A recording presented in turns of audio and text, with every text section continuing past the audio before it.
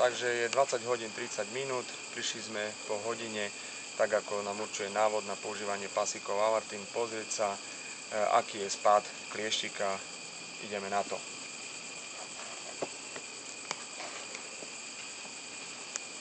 V prvom rade otvoríme včielkam letáč, ďalej im otvoríme letáčové očka, aby mohli vyletieť už.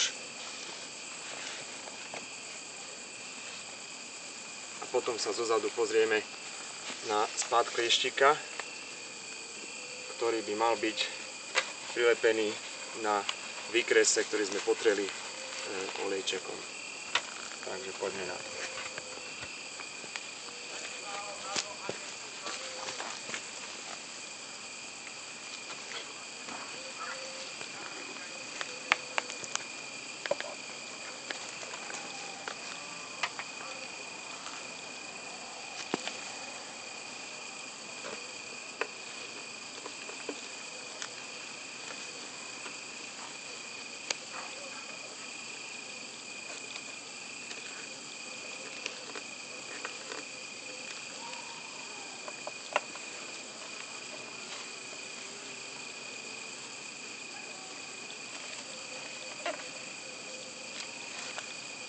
Včielky sú troška nervózne, pretože neznášajú takýto dym a hlavne ten smrad. Ale oni sa za chvíľočku ukľudnia, pretože vonku je už 20 stupňov. No. Tak. Otvoríme si vzadu.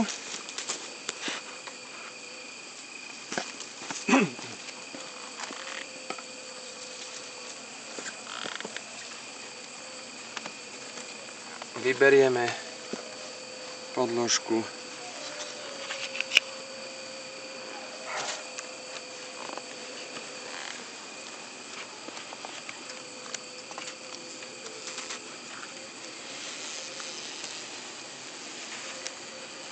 Vidíme, že pasíky zhoreli a vidno aj klieštika, ktorý je tu pekne prilepený. Položíme si to hore.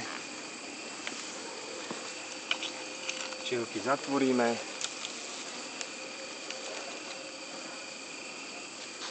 Tak. A s baterkou sa pozrieme, koľko približne. Vidíme tu, áno, toto je klieštik. Čiže spočítame ho, urobíme si také kopky po 10 a zapíšeme s tým, že preliečenie budeme ešte v tomto kalendárnom roku raz opakovať.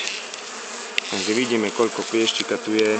Je to zhruba, keď urobíme také kopky, 1, 2, 3, 4, 5, 6, 7, 8, 9, 10. Čiže vidíme tu zhruba okolo 150 až 180 klieštikov.